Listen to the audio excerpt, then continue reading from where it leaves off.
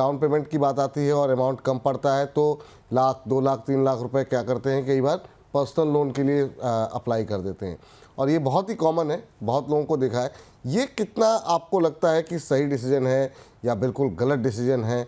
आपका सजेशन क्या रहेगा पर्सनल लोन को लेकर के डाउन पेमेंट करना?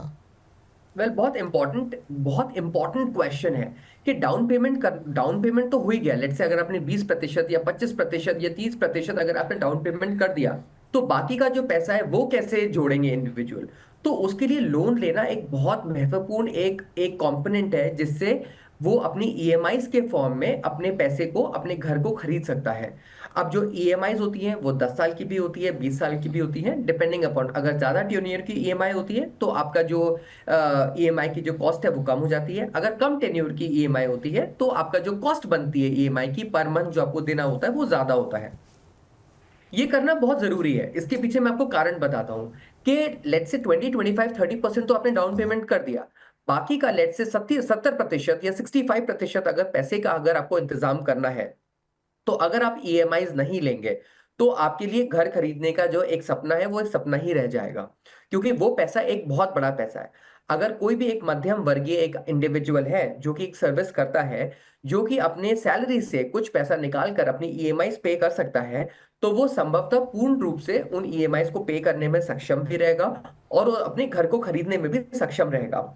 अगर वो ऐसा नहीं करता है तो फिर उसको उधारी के पॉइंट पे जाना पड़ता है, जहां वो अपने लोगों से, अपने दोस्तों से, अपने घर वालों से पैसा मांगेगा। और ऐसा हो सकता है कि उसके पास इतना पर्याप्त पैसा ना हो कि वो समय आने पर उन लोगों को, अपने रिलेटिव्स को, अपने पिताजी को, अपने दोस्तों को वो वापस पैसा लौटा सके।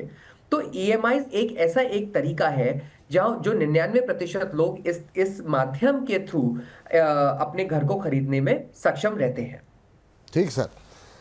अगला प्रश्न ये आता है सर कि हम जितना ज़्यादा डाउन पेमेंट कर दें उससे हमारे को फ़ायदा ये होता है कि हमारी ईएमआई का बोझ उतना ज़्यादा कम होता आता है।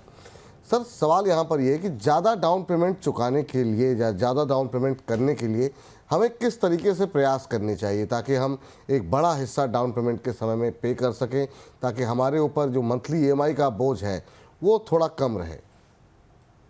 ये आपने बिल्कुल सही बात करी कि अगर आपका जो डाउन पेमेंट है, अगर उसका जो एक प्रिंसिपल जो है अगर वो एक ज्यादा है, तो आपके पास जो ईएमआईज जो निकल कर आएंगी वो उसकी जो मात्रा है वो काफी कम होगी।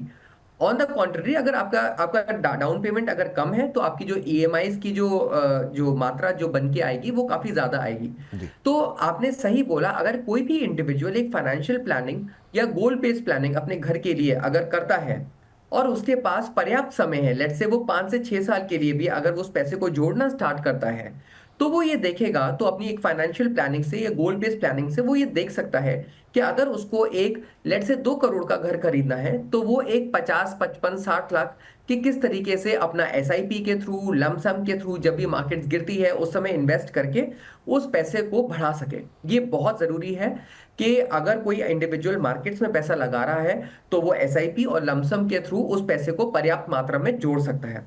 ऑन द कॉन्ट्ररी, अगर किसी के पास एनपीएस है तो ये भी समझना बहुत जरूरी है कि वो अपना एनपीएस का काफी जो परसेंटेज कंपोनेंट है वो उस डाउन पेमेंट के लिए रेडी करके रखे। वो एनपीएस में एटलीस्ट उसको 7, 7.5 साल हो चुके हों, जिससे वो उस एनपीएस का पैसा निकाल सकता है, पीपीएफ का बेसिकली।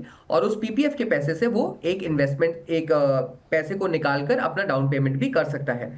तो मेरा जो मोटा मोटा तौर है, मैं चाहूंगा कि इन्वेस्टर्स 5, 6 साल पहले जब भी उनको घर खरीदना है उससे पहले अपनी एक फाइनेंशियल प्लानिंग करना स्टार्ट कर दें, जहां वो 12 से 15% सालाना अपने पैसे को जोड़ने में, उस पर रिटर्न्स लेने में सक्षम रहे।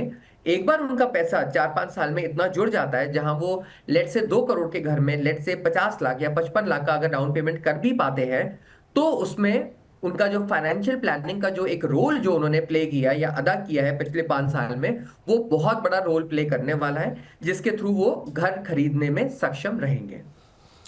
सर जब हमने ये थीम के बारे में डिसाइड किया और उसके बाद से हमने अपने सोशल मीडिया प्लेटफॉर्म पे इस थीम को बताया कि इस बार हमारे प्रॉपर्टी जंक्शन में ये थीम रहेगी, बहुत बड़ी संख्या में लोग आपसे जुड़ना चाह रहे थे, सवाल पूछना चाह रहे थे। तो उनमें से कुछ 2-3 सवाल हमने सेलेक्ट किए हैं और वो हम चाहेंगे कि आप जो है उनके प्रश्नों के उत्तर दे सकें, क्योंकि काफ़ी सारे कॉमन सवाल थे, तो हमने कुछ एक चुनिंदा सवालों को जो है वो रखा है।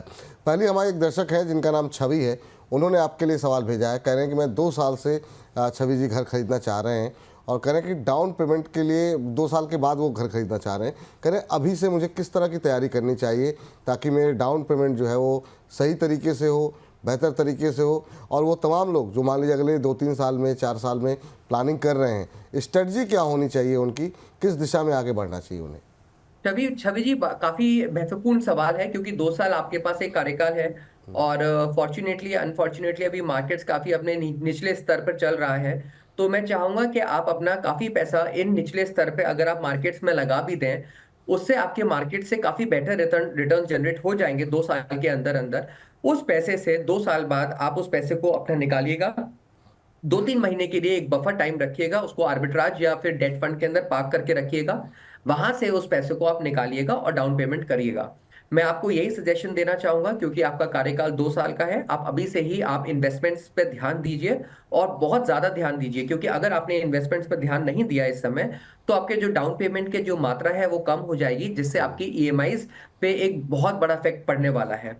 तो ध्यान से, बहुत कैलकुलेट होकर अगर आप अपने इन्वेस्टमेंट इस समय कर रहे हैं गिरे हुए मार्केट में, आप स्टार्ट हो जाइए अपने कार्य करने में, आप सक्षम रहेंगे अपने कार्य को पूर्ण करने में। ठीक सर, लेकिन एक चीज़ आपसे समझना चाहते हैं। बहुत लोग ये कहते हैं कि अगर आप म्यूचुअल फंड में निवेश कर रहे हैं तो फिर आपका नज़रिया काफ़ी लंबा होना चाहिए।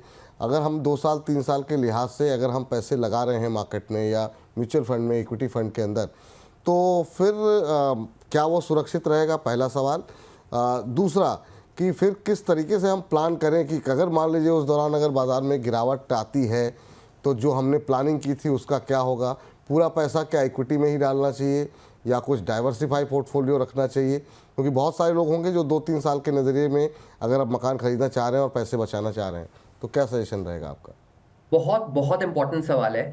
अगर आपका जो टाइम होराइजन है वो सिर्फ 2 से 3 साल है, तो मैं कभी ये सजेस्ट नहीं करूंगा कि आप प्योर मार्केट में इक्विटी एग्रेसिव फंड्स के अंदर आप अपना पूरा पैसा लगा दें। मैं चाहूंगा कि आप अपने हाइब्रिड कैटेगरी फंड्स में, जहां 10 से 12% के रिटर्न्स आराम से जनरेट हो जाएंगे, वहां आप अपने पैसे को पूर्ण तरीके से लगाएं, क्योंकि वो आपको एक प्रोटेक्शन भी देता है प्रिंसिपल का।